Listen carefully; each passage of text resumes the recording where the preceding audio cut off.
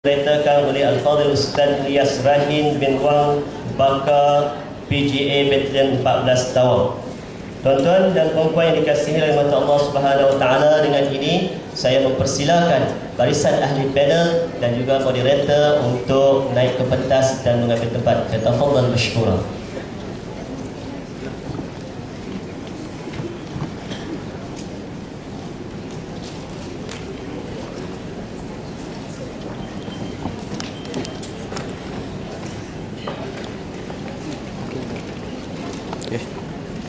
Baik.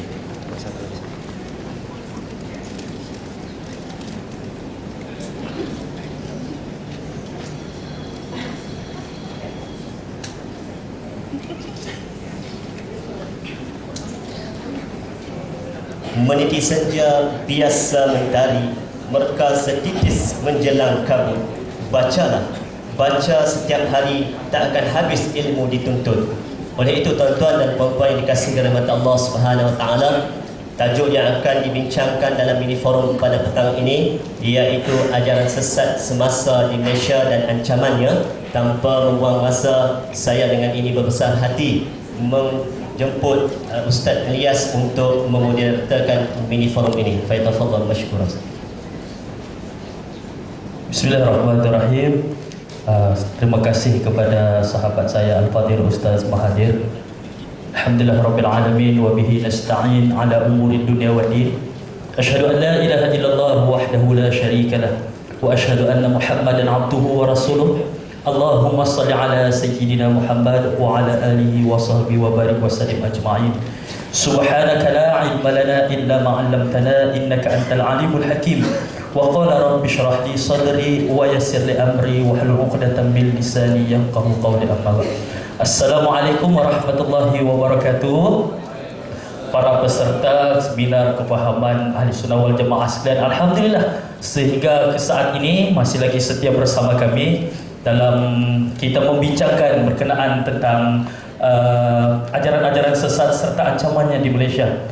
Jadi untuk membincangkan tajuk ini pada petang ini bersama dengan saya dua orang ahli panel yang cukup mengujakan kita dari pagi tadi dan sehingga saat ini, bersama dengan di sebelah hujung sana Al-Fadhil Sahibus Samaha Ustaz Haji Bongsu bin Haji Jaafar, Mufti Negeri Sabah. Assalamualaikum Ustaz.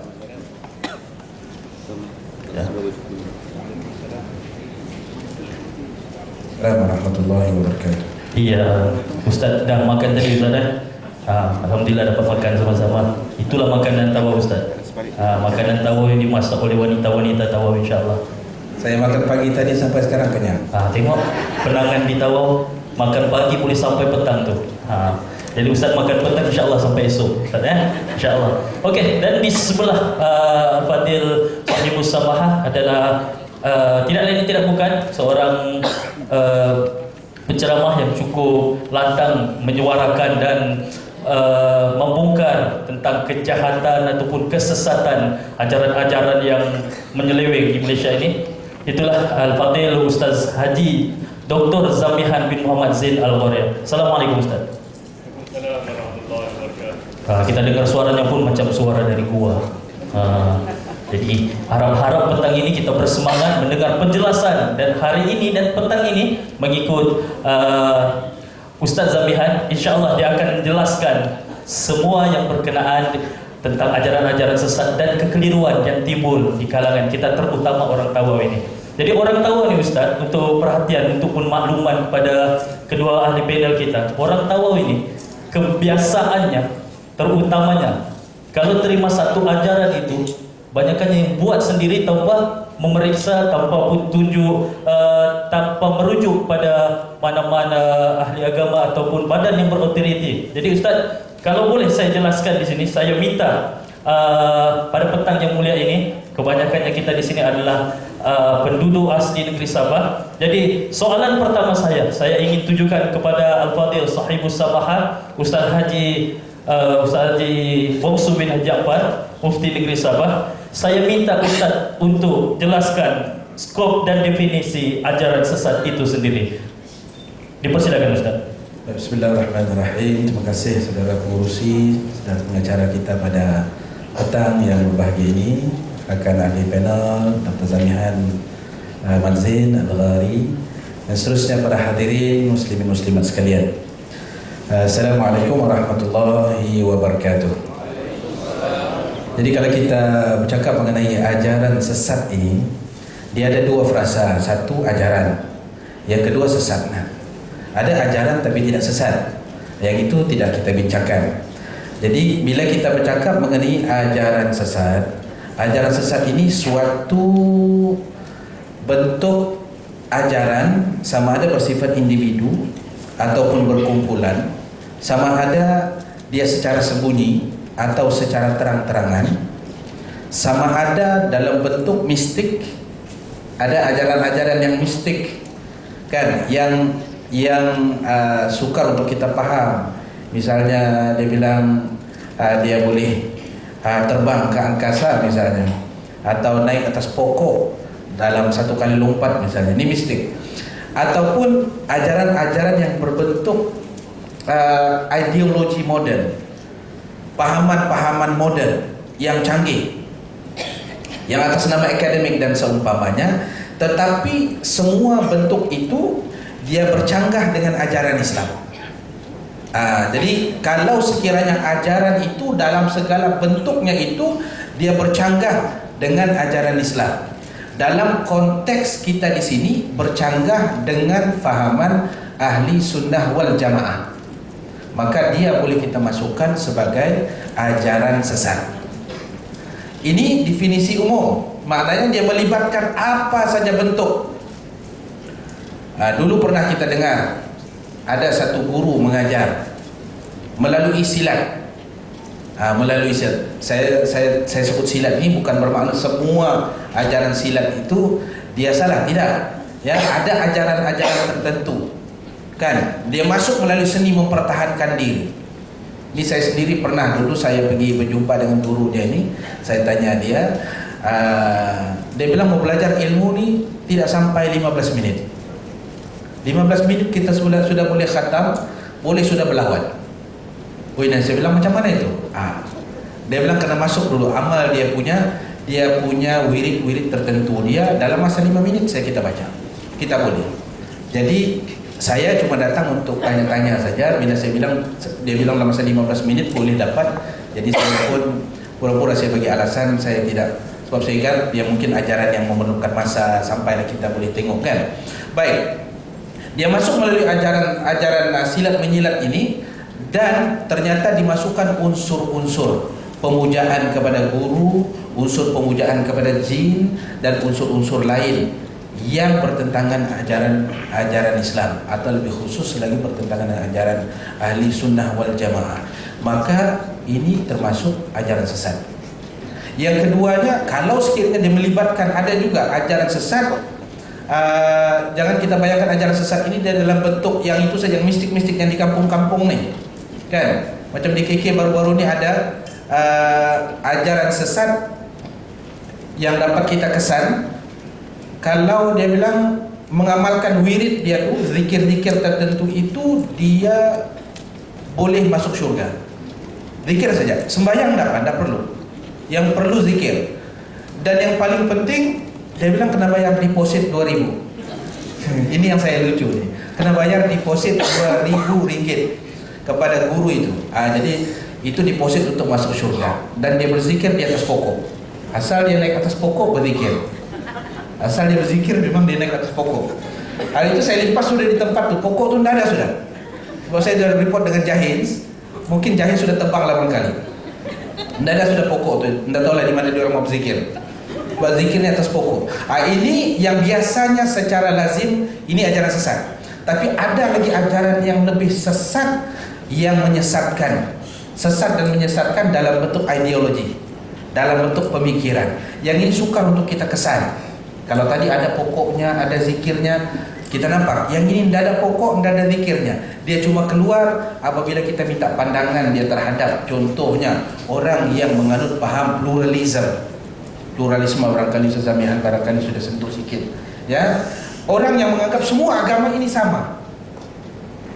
Tidak ada bezanya dia bilang antara Kristen dengan Islam, dengan Hindu, dengan Buddha, kan?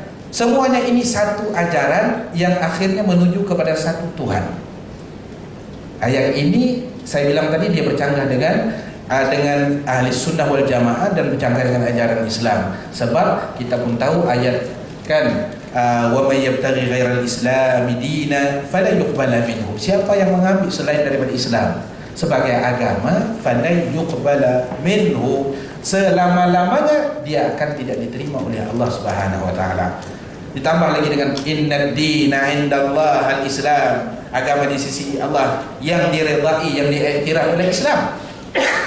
Jadi kalau ada orang berpahaman, dia bilang sama saya kita ini, kan? Yang berbeza cuma pakaian kita saja, dia orang mungkin baju lain, kita lain, tapi hakikatnya berpakaian juga, hakikatnya satu saja. Kadang-kadang dia orang bagi perumpamaan seperti kita naik Gunung Kinabalu, Ustaz. Puncak dia satu, di Gunting Lagadan itu, Low Peak itu satu saya puncak, tapi jalan untuk sampai ke situ kita boleh lalu daripada Timpohon Gate naik sampai juga, kita boleh lalu daripada Mesilau sampai juga, kita boleh lalu daripada Kota Blut sampai juga dia bilang, tapi pokoknya matlamatnya satu. Jadi diorang bagi analogi ini untuk menggambarkan bahawa agama ini di sisi Tuhan sama saja. Baik, kalau begitu ada kena agama yang ditolak oleh Tuhan? Tidak ada, dia bilang. Semua agama satu, cuma cara saja berbeza. Ini yang dikemukakan oleh Profesor Nur Khalis Majid yang mempromo ajaran pluralisme di Indonesia, kan? Sehingga dia bilang dia sendiri kawinkan anak dia dengan seorang, dia kawinkan dengan orang Yahudi, anak dia seorang dia kawinkan dengan orang Hindu tanpa perlu masuk Islam, tidak payah, pada anggapan dia sama. Baik, maka itu pun bentuk-bentuk ajaran sesat, ya, yang lebih dahsyat sebab dia meracuni pemikiran, baik yang namanya pluralism, baik yang namanya liberalism. Ini semua pun bentuk ajaran sesat. Yang ketiga, ajaran sesat dalam bentuk ada dia panggil structured teaching, pengajaran yang berstruktur, ada pimpinan dia, ada negara dia, ada pengikut dia, ada segala macam prasarana yang diperlukan untuk menjana idea ini. Itu seperti Syiah yang mungkin sudah kita bincangkan. Itu dia panggil ajaran yang berstruktur, yang menyesatkan manusia. Sebab itu pertama kita bincang mengenai definisi ajaran sesat. Kalau bertentangan dengan Al-Quran dan Sunnah, lebih jelas bertentangan dengan akidah ahli sunnah wal jamaah, kan? Maka dia termasuk ajaran sesat. Yang kedua, skop dia, amalan boleh, dalam bentuk pemikiran boleh, dalam bentuk falsafah boleh, dalam bentuk struktur amalan dan kepahaman terhadap sesuatu pun itu antara skop ajaran sesat. Jadi yang boleh saya rumuskan mula-mula ni sebagai mukadimah ini perbincangan, bila kita bercakap ajaran sesat, jangan kita terbayang ajaran yang atas pokok itu tadi, itu saja. Bukan. Dia boleh masuk meracun dalam bentuk pemikiran, dalam bentuk kepahaman, falsafah hidup, malah dalam bentuk amalan-amalan keagamaan yang mungkin membawa kepada kesesatan. InsyaAllah saya akan itu saja dulu. Wallahu a'lam bishawab. Terima kasih Al-Fadhil Ustaz. Jadi saya beralih kepada ahli panel kita yang kedua, Al-Fadhil Ustaz Zamihan. Ustaz, saya ingin bertanya sedikit tentang keadaan masyarakat kita pada hari ini yang lebih terpengaruh dengan dunia maya, dengan dunia Facebook, WhatsApp, WeChat. Ada yang bila melihat di Facebook itu, dia baca, dia like, kadang-kadang dia share. Sedangkan dia isunya di situ yang tidak jelas, ajaran yang menyeleweng. Jadi Ustaz, pertanyaan saya, bagaimana untuk kita memperkasakan masyarakat kita daripada mengelakkan ataupun menghindari ajaran-ajaran sesat lagi menyesatkan ini? Persilakan Ustaz. Bismillah. Alhamdulillah wa tawakkal 'ala Allah. Wala haula wala quwwata illa billah. Allahumma salli wa sallim wa barik ala habibillah Sayyidina Muhammad ibn Abdullah wa man sara ala nahjihi wa mawala. Rabbana yassir wa la tu'assir wa tamim bil khair. Assalamualaikum warahmatullahi wabarakatuh. Yang saya muliakan saudara pengacara majlis, yang saya hormati lagi kasihi, saya bersamaha Mufti Kerajaan Negeri Sabah Al-Fadil Ustaz Bonsur Aziz, para peserta hadirin muslimin muslimah yang dirahmati Allah. Bagaimana kita nak perkasakan akidah Ahlussunnah wal Jamaah? Jawabnya mudah. Dengan ilmu. Perkasakan akidah Ahlussunnah wal Jamaah dengan ilmu. Itu jawapan yang paling utama. Baginda sallallahu alaihi wasallam bersabda, "Innamal 'ilmu bit-ta'allumi wal fiqhu bit-tafaqquhi." Ilmu diperolehi dengan belajar. Dan ilmu fiqh itu diperdalami ya dengan sistem pembelajaran yang berdisiplin. Ada kitab, ada guru, ada hujah, ada dalil, ada silsilah, ada sanad. Itu masuk tafaqquh fiddin. Ya tafaqquhu fiddin wa liyunziru qaumahum idza raja'u ilaihim la'allahum yahdharun. Bukan semua keluar kalangan umat Islam pergi perang jalan Allah. Ada sebilangan kalangan mereka yang pergi berjihad menuntut ilmu, memperdalami ilmu agama. Ilmu yang diperoleh itu diajar, diasuh, dididik pada masyarakatnya supaya mereka sentiasa waspada, mengingat-ingat tentang perintah dan larangan Allah Subhanahu wa taala. Jadi untuk kita memenuhi kekosongan diri, dia rasa sunyi, rasa sepi, rasa bosan, rasa malas, rasa give up ni, kena luangkan masa, tenaga, harta, benda untuk menjadi penuntut ilmu. Kalau tak ada, hidup kita kosong, sunyi, kesepian, mudah terjebak dengan pelbagai perkara yang merosakkan kehidupan. Dan metodologi Ahlussunnah wal Jamaah jelas. Antara ilmu yang dituntut secara fardu, ilmu akidah, ilmu fiqh, ilmu tasawuf. Dalam akidah kita belajar kitab-kitab permulaan, pertengahan, pengakhiran. Seperti kita belajar Hidayatul Sibyan, Faridatul Faraid, Darus Sami fi Aqaidil Mu'minin, Tuhfatul Murid, Hasyiah Bajuri ala Jauharatul Tauhid. Kita belajar menguasai ilmu dan menyampaikan ilmu. Daripada kecil, sederhana dan tinggi. Di masjid ke, di surau ke, di sekolah ke, di jabatan ke, di kementerian ke, penguasaan ilmu ini dan penyebarannya amat penting. Ilmu yang kedua ialah ilmu fiqh yang berkait dengan penentuan hukum hakam, wajib, sunat, haram, makruh. Itu kita bezakan antara larangan dan suruhan, bagi merealisasikan diri untuk menjadi hamba Allah yang taat. Wa ma khalaqtul jinna wal insa illa liya'budun. Bagi merealisasikan ati Allah wa atiur rasul wa ulil amri minkum. Bagaimana nak taat pada perintah Allah dan Rasul dalam keadaan kita tak ada ilmu yang berkait dengan perintah dan larangan? Perintah ni ada perintah wajib, ada perintah sunat. Larangan ni ada larangan yang makruh, ada larangan yang haram.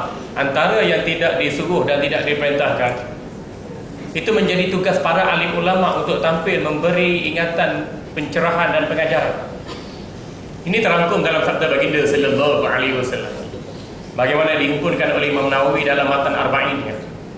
Inna Allah farada fara'ida fala tudayyi'uha wa hadda hududa fala ta'taduha wa harrama an asya'a fala tantahikuha wa sakata an asya'a ghaira nisyanin rahmatan lakum fala tabhathu anha.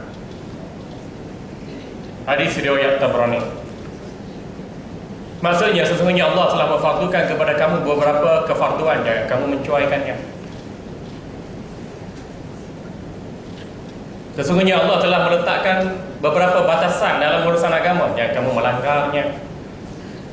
Sesungguhnya Allah telah mengharamkan kepada kamu beberapa pengharaman, jangan kamu mencabulinya.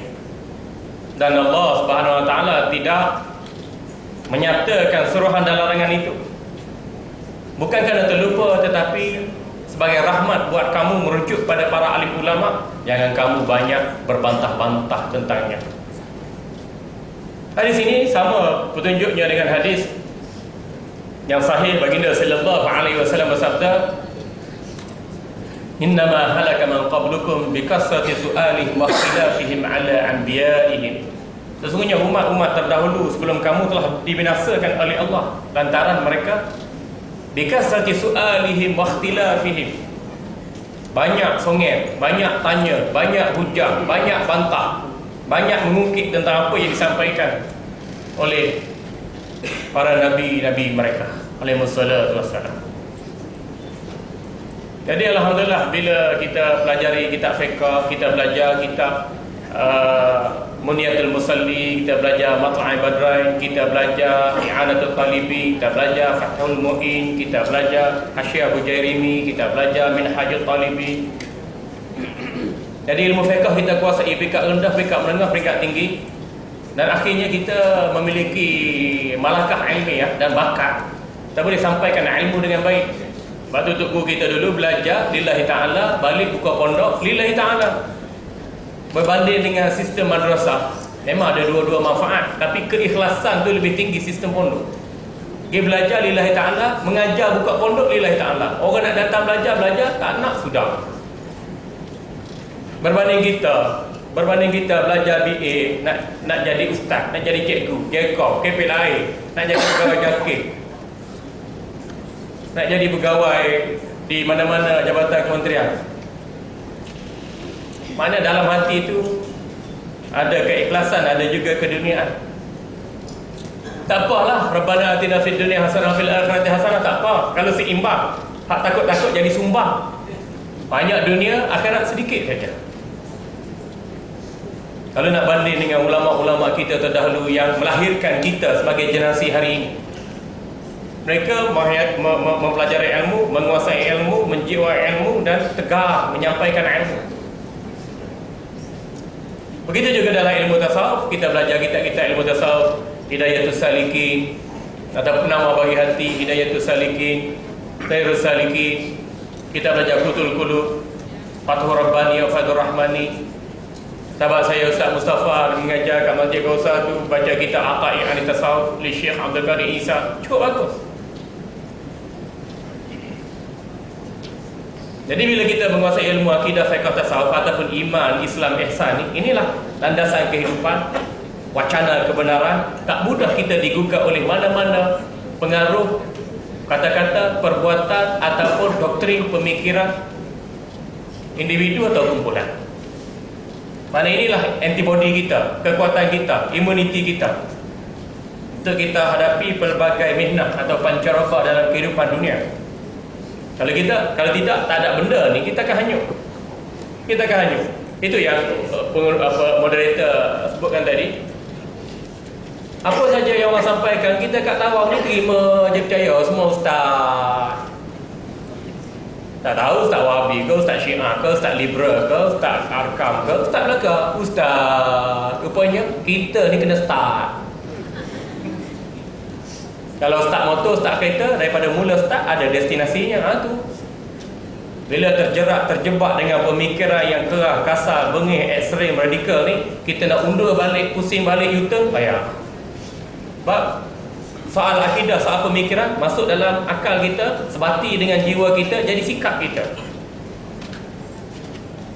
Orang tegur, payah nak terima. Kita beranggapan orang lain salah, orang lain kotor, orang lain bid'ah, orang lain syirik, orang lain khurafat, orang lain sesat, orang lain ahli neraka. Kita jali syurga. Payah. Sebab tu dalam Islam ni ada macam-macam hukuman yang diletak. Ada hukum hudud, ada hukum qisas, ada hukum ta'zir.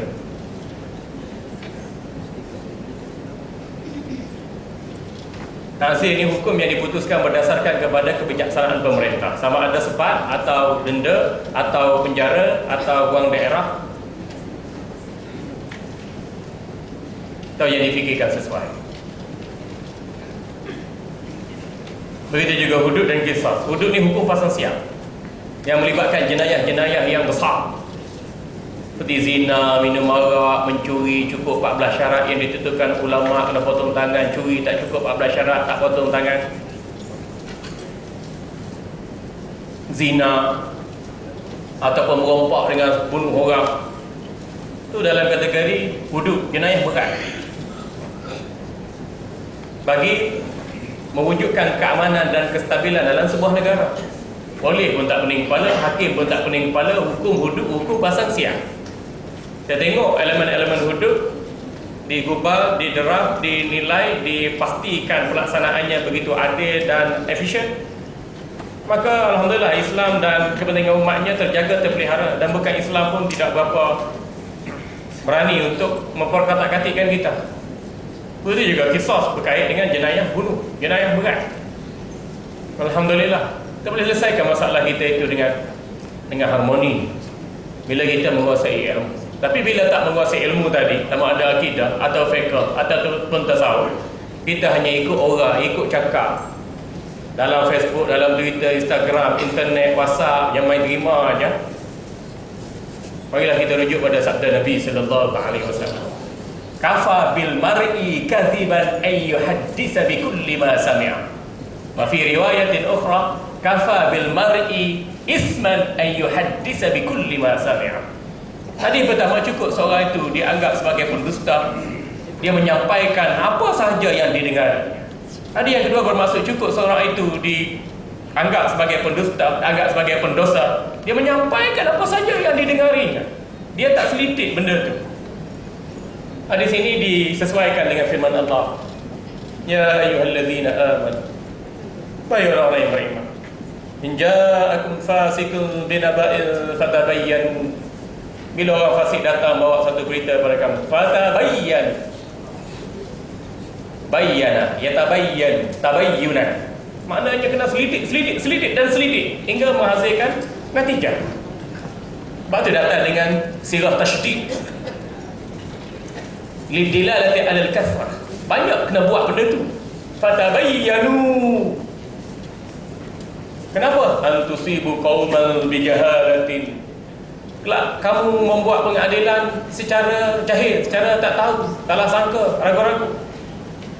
Fatusbihu ala ma fa'altum nadimin. Keputusan yang diambil atas dasar kejahilan itu menyebabkan kamu menyesal di sebalik hukuman yang dijatuhkan.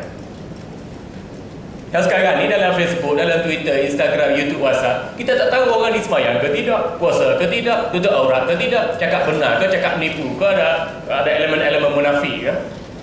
Main terima je, uyuh. Sebab apa main mudah kita terima tu? Sebab hati ni, dalam hati tak ada iman, dalam hati ni ada taman. Nasruri kata, dalam hati ada taman. Nah, kita kata, Ahlussunnah wal Jamaah kata, dalam hati kena ada iman. Iman tadi, antum mina billahi wa malaikatihi wa kutubihi wa rasulihi wa bil yawmil akhir wa bil qadari khair wa syarr. Hati kita beriman pada Allah. Ini benda betul ke benda salah? Benda tapi. Allah sebut fatabayyan, benda tapi. Antum mina billahi wa malaikatihi, malaikat raqiatin. Ma yalfizu min qawlin ladaihi raqibun atid. Ada raqib, ada atid, dia catat amalan baik, amalan jahat kita. Malulah pada mereka. Wa kutubihi, dalam kitab-kitab suci Al-Quran jadi pedoman, jadi sempadan untuk kita. Kita ni fasik ke, kita ni munafik ke, kita ni beriman pada Allah ke, biar kita ciri-ciri keimanan tu kita ada. Dengan ilmu kita boleh menapis maklumat. Dengan keupayaan itu, maklumat yang dusta, kabar angin, palsu, khianat, dendam, fitnah tertepis. Dan kita sebarkan maklumat yang berisi dengan ilmu yang bermanfaat. Lalu bila orang terima maklumat kita, mencerahkan mata hati untuk menuju akhirat. Alhamdulillah. Takut nanti apa saja maklumat-maklumat yang disampaikan dalam internet, sempadan jaringan begitu terbuka itu, kita pun kongsi dosa juga. Bagaimana sabda Nabi sallallahu alaihi wasallam, ad-dalu 'ala al-khairi ka-fa'ilih wad-dalu 'ala asy-syarri ka-fa'ilih. Orang yang menunjukkan kepada perbuatan baik, dia dapat pahala sebagaimana pembuatnya. Orang yang menunjukkan kepada perbuatan yang jahat, dia mendapat dosa sebagaimana pembuatnya. Jadi yang pertama sekali, nak memperkasakan sunnah dengan ilmu. Ngajilah tuan-tuan. Tak cukup seminar ni, diskusi ni, forum tak cukup, sikit hanya. Nak cari kitab, nak cari guru, kena cari syekh, ambil masa, habis tenaga, jihad di jalan Allah untuk dapatkan ilmu. Al-ilmu. Imam Syafi'i bila mana hafalannya bercampur bau sedikit, dia pergi mengadu kepada gurunya Waqi'. Lantas Waqi' radhiyallahu anhu nasihati Imam Syafi'i, al-ilmu nurun, nurullah la yuhda lil 'asi.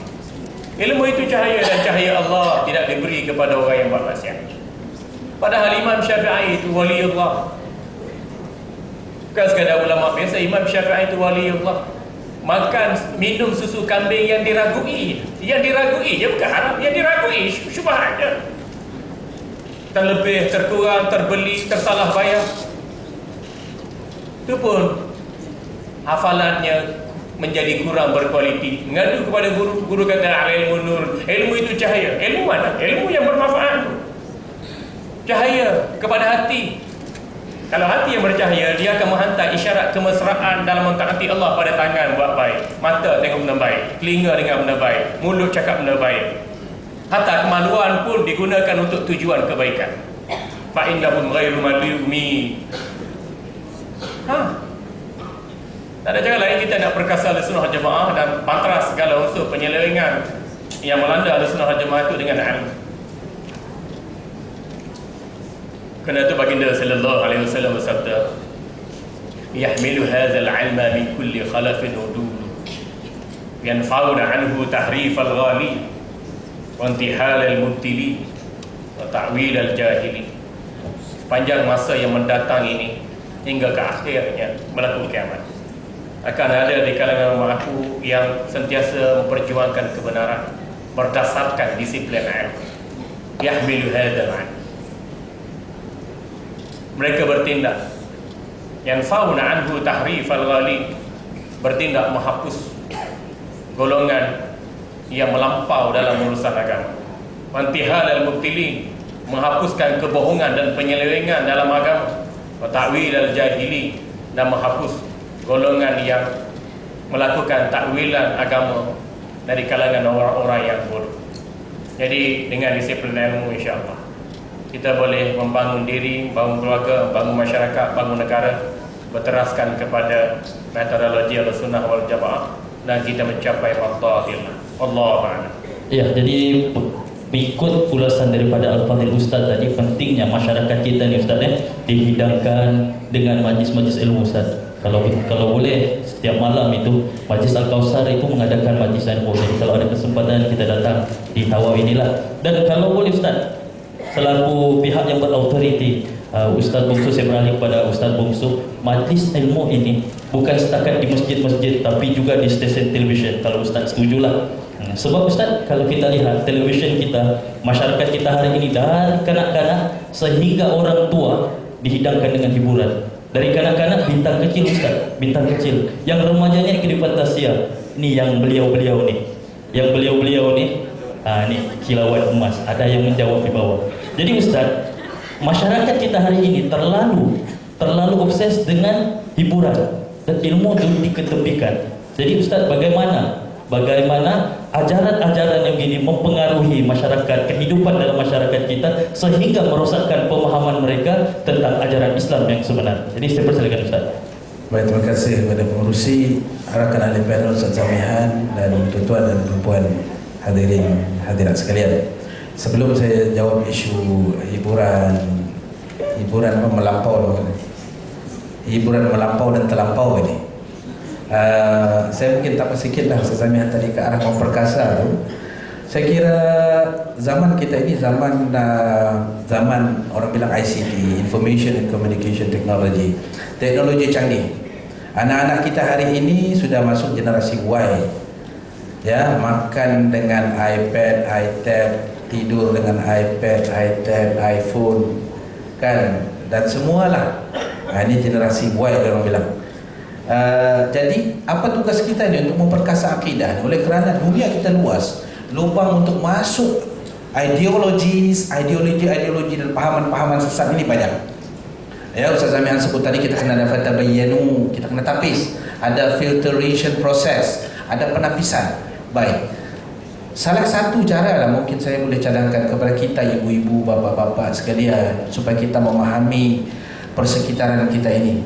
Zaman ICT sekarang ini kita kena faham. Kita tahu juga sikit-sikit kan apa anak kita buat dengan handphone dia, apa dia punya grup WhatsApp dia, apa dia punya Facebook. Kita kena tahu. Kadang-kadang ada orang kita tuan-tuan, terutama otai-otai lah, saya pun tidak juga pandai, tapi orang-orang yang lama-lama macam kita kan, kadang-kadang handphone itu dia tahu mau kasih on dan kasih off saja, lepas tu mau jawab telefon. Lain daripada nak dia bilang coba tunjuk macam mana kita mau simpan ni nomor kontak, tekan inbox kan macam-macam. Sebenarnya ini kurang membantu. Bagus kalau kita faham benda ini. Sebab kata Rasulullah SAW, Rasulullah bagi kita guidelines. Kan, kalimun nas ala qadri uqulihim. Kamu bercakaplah dengan manusia dengan kadar kemampuan zaman mereka itu, kadar akal mereka. Jadi ini kita boleh faham bahawa kita harus memahami zaman itu. Kalau anak kita sekarang ini dengan komputer, kita kena tahu sikit-sikit lah. Mungkin kita tidak sehebat dia orang, tapi at least kita tahu. Sebab ada cerita, tak tahu betul ke tidak lah orang cerita. Anak dia balik ke rumah, kan, terpengaruh dengan black metal. Jadi pakai baju t-shirt hitam besar, ada cop tengkorak. Orang Kelantan bilang ada cap kau, ada cap tengkorak ni. Jadi bapak dia tanya, nak, dia bilang cap apa itu? Anak dia ni kelentong. Pak, dia bilang ini kepala kambing, tengkorak kambing. Oh, kambing. Jadi kenapa kau simpan di situ? Ini bilang kambing akikah dan korban. Oh, kalau begitu dapat pahala, dia bilang. Padahal dia tidak tahu itu tanda-tanda black metal, tengkorak kambing itu. Ini menunjukkan untuk barangkali menambah sikit macam mana untuk memperkasakan itu kan. Kemudian saya barangkali ingin mencadangkan, sekarang ini kita sudah ada satu e-halal. Ustaz Zabihan mungkin boleh respon lah barangkali, sudah kerana dia di KDN Ustaz ya. Ada kita kena ada sudah satu indeks. Kalau kita ada e-halal, kalau kita mau tahu halal hendaknya ada JAKIM ke tidak kan, ada dia punya, kita boleh SMS, ada barcode dia kan. Sekarang untuk laman web dan Facebook, mungkin benda ni boleh kita buat sehingga kita boleh Google. Okey, kita jumpa satu laman web, Answering Islam, halal ke tak ni, syar'i ke tidak. Kadang-kadang orang kampung dia tak tahu, atau kita sendiri tak tahu, ini Wahabi punyakah, ini Syiah punyakah, ini Qadiani punyakah, ini evangelization punyakah, atau macam mana, kita tak tahu. Dan kalau boleh kita wujudkan ini e-halal web ataupun nama apa-apa sajalah, mudah-mudahan pihak berwajib boleh.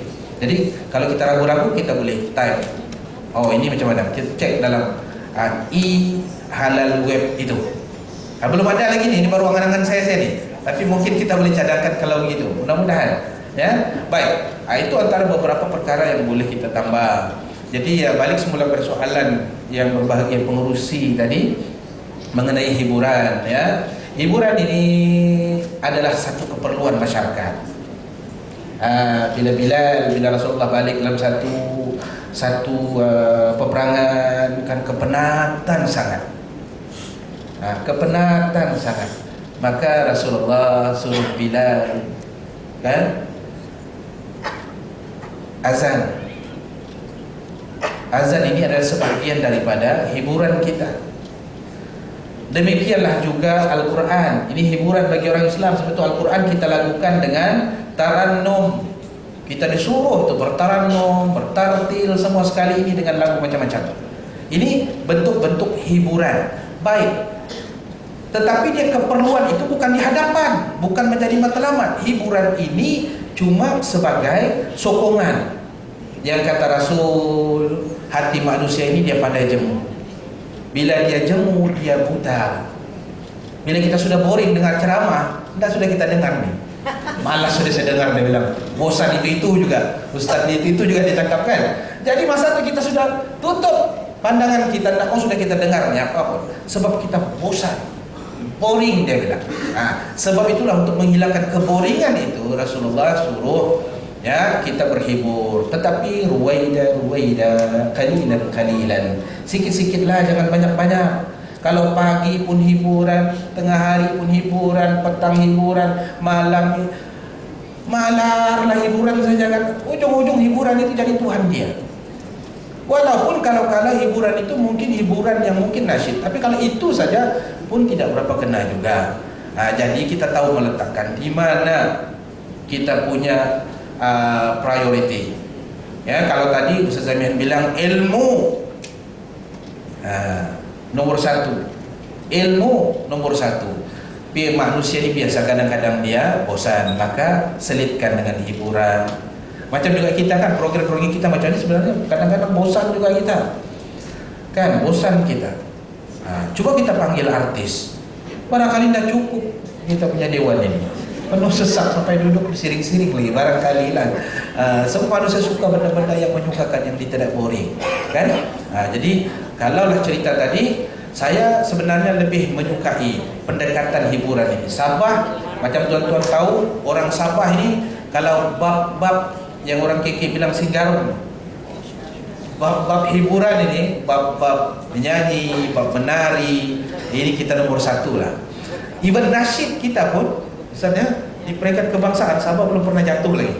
Kalau tidak Johan, nomor 2. Itu saja. Paling jatuh nomor 2. Nasyid klasik tradisi dengan nasyid kontemporari. Memang sejak saya ingat 10 tahun pun sudah ada. Maknanya orang kita memang hebat. Sehebat dalam anugerah. Ada satu hiburan anda nih, Bang. Sama juga itu. Orang Sabah juga nomor 1 tuh. Bab suara jangan main. Sebab dia malar, dia makan ambuyat kalau sebelah kabilannya memang. Makan ambuyat, makan di sini, makan piutu, makan sianglah. Semua ini membantu saudara dan bagus. Jadi kita arahkan ini, kecenderungan untuk hiburan ini kita arahkan. Jangan kita tutup dia, enggak, kita arahkan ke tempat yang betul. Pertama, jangan jadikan hiburan matlamat. Yang kedua, hiburan ini kita jadikan sebagai penarik kepada orang ramai, kepada penghayatan Islam, penghayatan dakwah. Tidak ada salahnya misalnya majelis ilmu, kan kita selitkan benda-benda yang menyukakan, bertaranum sedikit, berburdah sedikit, kan, dan lain-lain lah. Ini daya penarik lah supaya orang ramai datang. Begitu. Jadi saya ingat itulah yang boleh kita berkongsi sedikit sebanyak. Allah. Yes. Terima kasih Ustaz. Jadi sebelum saya membuka soalan kepada hadirin-hadirat sekalian yang ada di sini, jadi saya beralih kepada Al-Fadhil Ustaz Zamihan. Jadi Ustaz, berkenaan dengan tajuk kita pada hari ini tentang ahli akidah ahli sunnah wal jamaah, tentang ada satu kuat yang mengatakan ini tidak boleh, itu tidak boleh, semua tidak boleh. Jadi bagaimana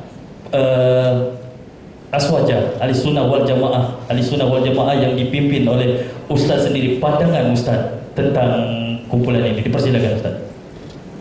Tuan-tuan hadirin yang dirahmati Allah, bila kita berpegang teguh dengan akidah Ahlussunnah wal Jamaah, kita memiliki metodologi yang jelas.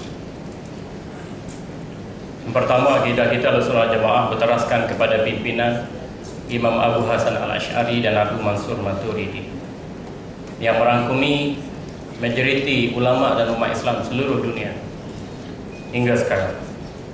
Dan ia telah menjadi teras kepada pengurusan hal ehwal Islam di dunia maupun di Malaysia.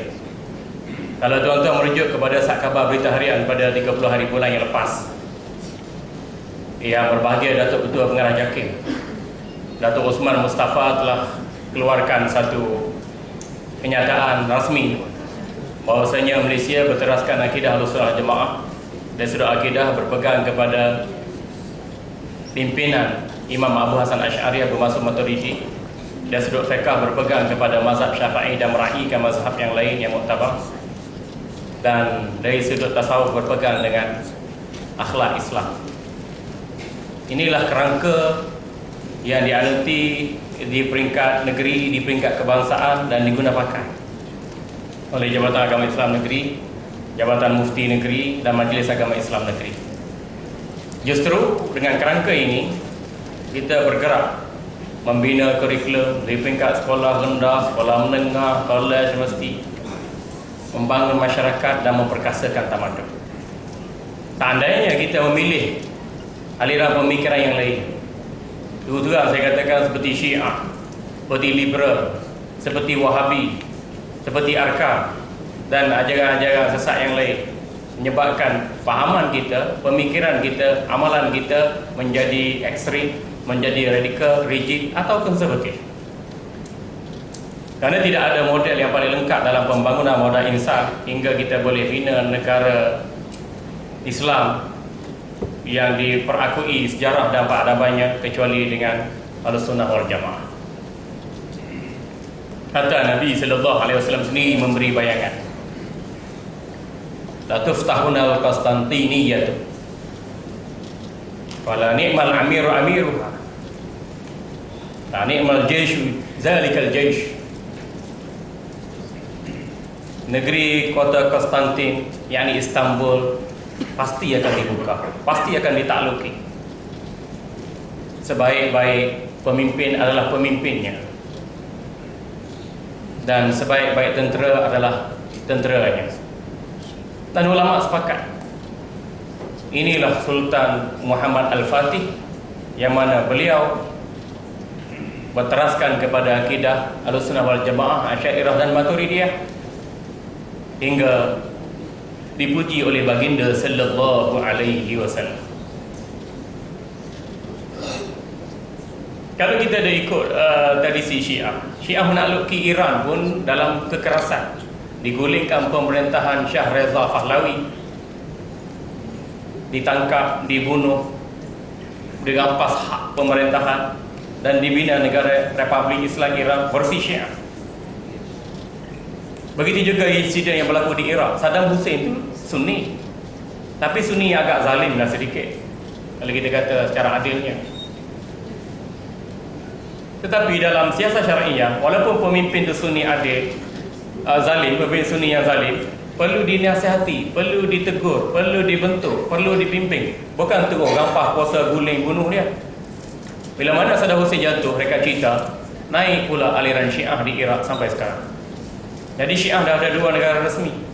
Lebanon pula Syiah, Syria pula Bashar al-Assad Syiah, dan mewujudkan konflik menentang kepada Bashar al-Assad, majoritinya Wahabi. Bashar al-Assad Syiah, kompromi dengan Syiah Iraq, Syiah Lebanon, Syiah Iran. Sebab tu tak jatuh sampai sekarang. Ahlussunnah wal Jamaah pun tak suka Bashar al-Assad, tapi tak suka pendekatan Wahabi yang ekstrim berperang ni. Tetapi tak ada pilihan, akhir sekali jadi mangsa keadaan itu. Ni kita tengok bagaimana berlaku keruntuhan sebuah keluarga, sebuah negeri, sebuah negara hasil daripada kemelut pemikiran ekstrim dan radikal. Kita nak benda ni berlaku di negara kita Malaysia. Mula-mula memanglah dia kata ni Nabi tak buat, ni bid'ah, ni syirik, ni sesat, ni khurafat. Step yang pertama, step yang kedua, ni syirik, ni kafir, haram masuk neraka. Step ketiga, bila ada kuasa politik, pemerintahan, dukungan keuangan yang teguh, mereka halalkan senjata untuk kita dengan menghalalkan apa yang mereka buat, jihad fi sabilillah, nak bina negara Islam yang sebenar, nak laksanakan hukum Allah, tapi terpaksa mengambil kebenaran dengan bermandikan darah umat Islam sendiri. Lihat sejarah penubuhan Arab Saudi, bagaimana gerakan Wahabi main peranan. Muhammad Abdul Wahab, pengasas ajaran Wahabi, tak diterima oleh ayahnya, dibantah oleh abangnya, dibantah oleh ulama-ulama tempatan. Tetapi masa demi masa berlaku proses pemerolehan itu, dia dapat meyakinkan Muhammad bin Saud bergabung dengan Muhammad bin Saud. Bagi melihat orang lain dah melakukan bid'ah, syirik, khurafat, dia serang orang, rampas harta orang, anggap gerakan mereka gerakan jihad. Mati Muhammad Abdul Wahab, diganti dengan anaknya, dengan cucu, dengan cicitnya. Akhir sekali kompromi dengan kumpulan keluarga Arab Saudi, dengan restu British, dapat menubuhkan negara Arab Saudi sampai sekarang. Ini sejarah yang tak boleh dimungkiri oleh siapa. Wahabi Melayu ke, Wahabi Sabah ke, Wahabi Tawau ke, Wahabi Sandakan ke, Wahabi Indonesia ke, tak boleh dimungkiri oleh sesiapa. Maknanya mereka bina negeri, bina negara dengan kekerasan, dengan pembunuhan. Tetapi pada persepsi mereka, mereka anggap mereka benar, mereka anggap mereka jihad, mereka anggap mereka bina negara Islam. Bagaimana Nabi sallallahu alaihi wasallam menakluki Makkah, Fathul Makkah, tanpa setitis darah pun mengalir. Memang perang Badar di peringkat awalnya terpaksa berjihad fi sabilillah, mengalirkan darah. Sebab mereka memula Islam, menekan Islam. Masa baginda bangkit mempertahankan. Begitu juga perang Uhud. Tapi bila mana baginda sallallahu alaihi wasallam menakluki Makkah tanpa setitis darah pun.